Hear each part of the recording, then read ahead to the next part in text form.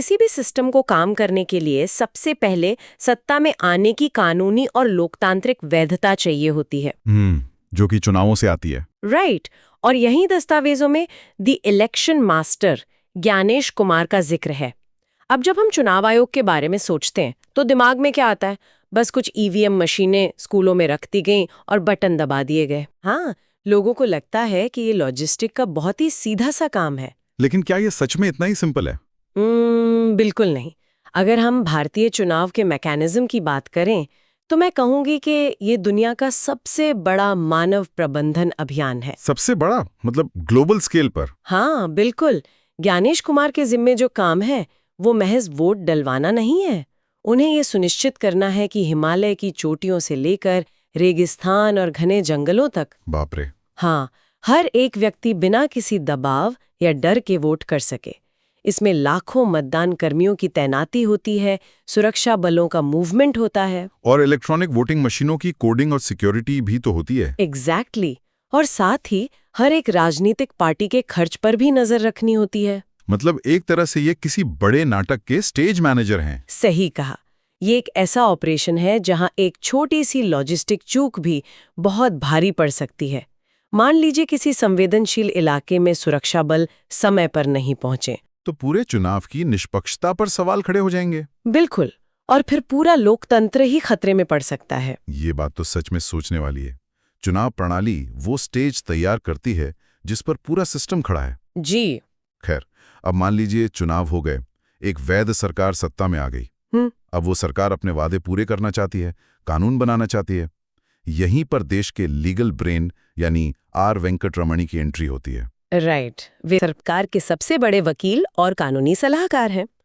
तो इनका काम सिर्फ कोर्ट में बहस करना होता है क्या? नहीं, इससे कहीं ज्यादा है। सरकार जो भी नई नीतियां लाना चाहती है उसकी कानूनी ड्राफ्टिंग और वैधता तय करने का काम इनका है। अच्छा, क्योंकि नेता तो अक्सर चुनावी वादों के हिसाब से कुछ भी बोल देते हैं। एग्जैक्टली। राजनीति में फैसले जज्बातों या तात्कालिक जरूरतों के आधार पर लिए जा सकते हैं, लेकिन जब उन्हें कानून बनाना होता है तो उन्हें संविधान की कठोर कसौटी पर परखा जाता है। मतलब स्क्रिप्ट एडिटर की तरह, जो देखते हैं कि कहानी में कोई लूप होल तो नहीं है। बिल्कुल। अगर किसी कानून की भाषा में एक छोटा सा भी लूप होल रह गया या कोई ऐसा पॉइंट जुड़ गया जो संविधान से टकराता हो तो क्या होगा? तो सुप्रीम कोर्ट उस पूरे के पूरे कानून को एक झटके में रद्द कर सकता है। ओहो। इसलिए सरकार का हर बड़ा फैसला अदालत पहुंचने से पहले इस लीगल ब्रेन की नजरों से होकर गुजरना जरूरी है। लेकिन वेट, यहाँ मेरे मन में एक सवाल आ रहा है। हाँ बताइए। अगर सरकार के पास इतना बड़ा और अचूक कानूनी दिमाग है तो फिर ऐसा क्यों होता है कि हम अक्सर न्यूज में देखते हैं कि सुप्रीम कोर्ट ने सरकार के फैसलों पर रोक लगा दी? ये बहुत ही लॉजिकल सवाल है ना? मतलब क्या ये लीगल ब्रेन सच में इतना अचूक है या इसके काम करने का तरीका कुछ और ही है? देखिए, बात ये नहीं है कि वे अचूक हैं या नहीं। मैं इसे ऐसे देखती हूँ कि कानून कोई मैथ्स का सीधा फॉर्मूला तो है नहीं। हाँ, जहाँ 2 और 2 हमेशा 4 ही हो। बिल्कुल। ये इंटरप्रिटेशन यानी व्याख्या का विषय है। लीगल ब्रेन का काम एक तरह से सॉफ्टवेयर टेस्टर की तरह होता है। अच्छा, वो कैसे? वे सरकार के विजन को संविधान के दायरे में फिट करने की सबसे बेहतरीन कोशिश करते हैं। वे सरकार को बताते हैं कि इस कानून में इतना कानूनी जोखिम है। मतलब वो रिस्क असेसमेंट करते हैं। हाँ, और जब सुप्रीम कोर्ट में बहस होती है तो वो सरकार के उस फैसले का सबसे मजबूत कानूनी तर्क पेश करते हैं। उनका असली काम ये पक्का करना है कि सरकार कोई भी फैसला बिना कानूनी रिसर्च के हवा में ना ले ले। समझ गया। मतलब वे एक शॉक एब्जॉर्बर की तरह हैं जो सरकार और न्यायपालिका के बीच के झटकों को संभालते हैं। एग्जैक्टली। ये बहुत क्लियर हो गया। बिना पुख्ता कानूनी नींव के बड़ी से बड़ी राजनीतिक जीत भी कोर्ट में औंधे मुंह गिर सकती है। एकदम सही। खैर, अब यहाँ से कहानी में एक नया मोड़ आता है। एक वैध सरकार बन गई, कानूनी नीतियां भी आ गईं, लेकिन कोई भी नीति तभी तक मायने रखती है जब तक देश सुरक्षित हो। बिल्कुल। सिक्योरिटी सबसे पहले है। अगर सीमाएं ही टूट जाएं या देश के अंदर हमला हो जाए तो सब कुछ खत्म हो जाएगा। दस्तावेज सुरक्षा के इस ढांचे को संभालने वाले 2 अहम लोगों की बात करते हैं। जी। पहले हैं अजीत डोभाल, जिन्हें द शैडो स्ट्रैटेजिस्ट कहा गया है, और दूसरे हैं अनिल चौहान, जो द मिलिट्री कनेक्टर हैं। ये तो सीधे सीधे राष्ट्रीय सुरक्षा की धुरी है। अगर मैं इसे थोड़ा खोलकर बताऊं तो अजीत डोभाल की भूमिका उस खतरे को टालने की है जो अभी तक सामने नहीं आया है। मतलब खतरा होने से पहले ही उसे रोक देना। हाँ, वे एक प्रीएम्प्टिव मास्टरमाइंड है। राष्ट्रीय सुरक्षा रणनीति सिर्फ बॉर्डर पे खड़े होकर दुश्मनों पर नजर रखना नहीं होता है। तो और क्या क्या आता है उसमें? इसमें दुनिया भर में फैले खुफिया नेटवर्क से जानकारी जुटाना, आतंकवाद की फंडिंग को रोकना और डिप्लोमेटिक चालों को पहले से भांप लेना शामिल है। ये तो बिल्कुल हॉलीवुड की जासूसी फिल्मों जैसा लग रहा है। सुनने में लगता है, लेकिन जमीनी हकीकत कहीं ज्यादा कॉम्प्लेक्स है। वे भारत के उन तमाम खुफिया अंगों को एक दिमाग देते हैं जो पर्दे के पीछे काम करते हैं। राइट। लेकिन डुभाल तो उस खतरे की बात करते हैं जो अदृश्य है। जब खतरा सच में सामने आ जाए और हमें सैन्य कार्रवाई की जरूरत पड़े, तब क्या?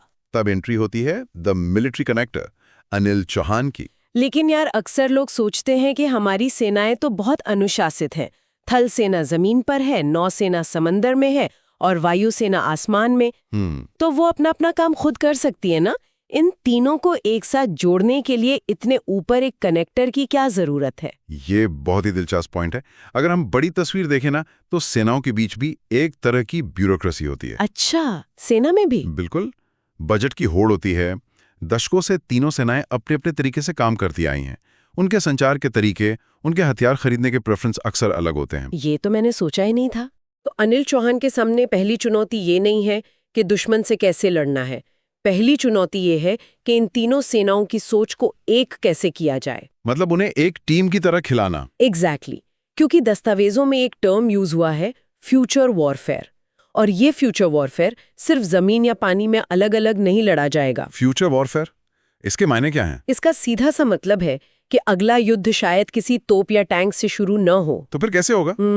हो सकता है एक साइबर अटैक से शुरू हो जो पूरे देश की बिजली ही ठप कर दे, या स्पेस में बैठे किसी सैटेलाइट को हैक करके संचार रोक दिया जाए। अरे बाप रे। ऐसे में आर्मी अकेले क्या कर लेगी अगर उसे एयरफोर्स या स्पेस कमांड का साथ ना मिले? सही बात है। अनिल चौहान का काम इन तीनों को इस तरह से इंटीग्रेट करना है कि वे तीन अलग अलग अंगों की तरह नहीं, बल्कि एक ही शरीर की तरह काम करें। क्या बात है। तो एक तरफ अजीत डोभाल वो दिमाग हैं जो खतरे को भांप लेते हैं, और अनिल चौहान वो नर्वस सिस्टम है जो तय करते हैं कि खतरे पर वार कैसे और कितनी ताकत से करना है। बिल्कुल। और ये दोनों मिलकर एक अभेद्य सुरक्षा चक्र बनाते हैं। अमेजिंग। लेकिन अब हम एक ऐसे पॉइंट पर आते हैं जो इन सभी पिलर्स को खड़ा रखने के लिए सबसे जरूरी है। पैसे की बात कर रहे हैं आप? हाँ, हमने चुनाव करा लिए, कानून बना लिए, खुफिया तंत्र भी बिठा दिया, लेकिन इन सब को चलाने के लिए बहुत सारे पैसों की जरूरत होती है। बिना पैसे के तो एक कदम भी आगे नहीं बढ़ा जा सकता। और यहीं आते हैं हमारे अगले कंट्रोलर संजय मल्होत्रा, जिन्हें द मनी कंट्रोलर कहा गया है। बिल्कुल। बिना राजस्व के किसी भी देश की कल्पना करना ही बेकार है। Right. Sanjay Malhotra tax collection system, GST और इनकम टैक्स से जुड़ी नीतियां संभालते हैं। मतलब सरकारी खजाने की चाबी इनके पास है। हाँ, कोई भी नई मिसाइल खरीदनी हो या कोई नई वेलफेयर स्कीम लानी हो, हर फाइल को आखिर में यही सवाल पूछना पड़ता है, पैसा कहाँ से आएगा? इसे समझने के लिए मुझे एक एनालॉजी याद आ रही है। अक्सर लोग टैक्स की तुलना गाड़ी के पेट्रोल से करते हैं। लेकिन मुझे लगता है ये सिर्फ पेट्रोल नहीं है, ये एक बहुत ही सेंसिटिव थर्मोस्टैट की तरह काम करता है। क्योंकि सिर्फ टैक्स इकट्ठा करना ही तो इकलौता लक्ष्य नहीं हो सकता ना। आपने बिल्कुल सही पकड़ा। मैं भी यही मानती हूँ कि राजस्व जुटाना सिर्फ तिजोरी भरना नहीं है, ये पूरी इकोनॉमी को डायरेक्शन देने का सबसे बड़ा टूल है। वो कैसे, थोड़ा समझाइए। मान लीजिए अगर वे टैक्स की दरें बहुत ज्यादा बढ़ा देते हैं तो क्या होगा? तो लोगों के पास पैसा कम बचेगा। एग्जैक्टली। बाजार में पैसा कम हो जाएगा, व्यापार पर बोझ पड़ेगा और आर्थिक विकास धीमा पड़ जाएगा। अच्छा, और अगर टैक्स बहुत कम कर दिया तो सरकार के पास अपने प्रशासन, सेना और गरीब कल्याण योजनाओं के चलाने के लिए पैसा ही नहीं बचेगा। मतलब ये एक ऐसा टाइट रोप वॉक है जिस पर बहुत ही बैलेंस के साथ चलना होता है। बिल्कुल। नीतियां सिर्फ कागज पर अच्छी नहीं दिखनी चाहिए, वो इतनी प्रैक्टिकल होनी चाहिए कि आम इंसान और बिजनेस दोनों ही सांस ले सकें। राइट। दस्तावेज भी इस बात पर बहुत जोर देते हैं कि पैसे का ये कंट्रोल सीधे तौर पर यह तय करता है कि सरकार क्या कर सकती है और क्या नहीं। और ये भी कि भविष्य में भारत दुनिया के सामने खुद को कैसे प्रेजेंट करेगा, विदेशी कंपनियां यहाँ आएंगी या नहीं, ये सब उसी टैक्स स्ट्रक्चर पर निर्भर करता है जो संजय मल्होत्रा जैसे विशेषज्ञ डिजाइन करते हैं। हाँ, उनका एक फैसला बाजार में उछाल ला सकता है या शेयर बाजार को क्रैश कर सकता है। तो अब हमारे पास पैसा भी आ गया, नीतियां हैं, सुरक्षा है, ऐसा लग रहा है जैसे हमने पूरी मशीन असेंबल कर ली है। लेकिन एक बहुत बड़ा लेकिन अभी बाकी है। हाँ, क्योंकि दिल्ली के एसी कमरों में नीतियां बनाना एक बात है और उन्हें जमीन पर उतारकर आम आदमी तक पहुंचाना बिल्कुल अलग चैलेंज है। सही बात है, असली फ्रिक्शन यहीं पैदा होता है। और यहीं सिस्टम के एग्जीक्यूशन की बात आती है। दस्तावेजों के हिसाब से ये काम दो अहम लोगों के हाथ में है। पीके मिश्रा, जो पीएम के दाएं हाथ हैं, और टीवी सोमनाथन, जिन्हें द सिस्टम इंजन कहा गया है। मैं कहूंगी कि एग्जीक्यूशन किसी भी सरकार की सबसे बड़ी अग्नि परीक्षा होती है। पीके मिश्रा की भूमिका पीएमओ यानी प्रधानमंत्री कार्यालय में एक धुरी की तरह है। मतलब वो सब कुछ कोऑर्डिनेट करते हैं। जी, जब प्रधानमंत्री कोई विजन तय करते हैं तो उसे दर्जनों अलग अलग मंत्रालयों से पास करवाकर जमीन पर लागू करवाने की जिम्मेदारी पीके मिश्रा की होती है। अच्छा, तो वे एक एडमिनिस्ट्रेटिव कंट्रोलर हैं। बिल्कुल। मान लीजिए सरकार का विजन है कि देश भर में नए हाईवे बनाने हैं। अब ये देखना कि ट्रांसपोर्ट मिनिस्ट्री, पर्यावरण मंत्रालय और लेबर मिनिस्ट्री सब एक साथ काम करें, ये उनका काम है, ताकि फाइलें महीनों तक अटकी ना रहें। एग्जैक्टली। लेकिन वेट, तो फिर टीवी सोमनाथन क्या करते हैं? क्योंकि दस्तावेज बताते हैं कि वो सरकारी खर्च को कंट्रोल करते हैं, नीतियों को प्रैक्टिकल बनाते हैं। मुझे तो ये दोनों रोल बहुत ओवरलैप होते हुए लग रहे हैं।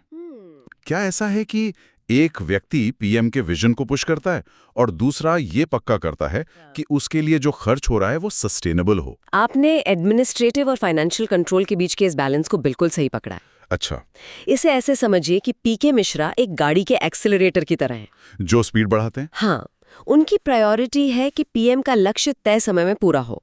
वे रिजल्ट्स चाहते हैं, लेकिन कोई भी काम हवा में तो होगा नहीं। उसके लिए बजट चाहिए, टेंडर चाहिए। बिल्कुल। यहीं पर टीवी सोमनाथन सिस्टम के इंजन के साथ साथ ब्रेक का भी काम करते हैं। ब्रेक मतलब वो काम को रोकते हैं? रोकते नहीं हैं, वे चेक करते हैं।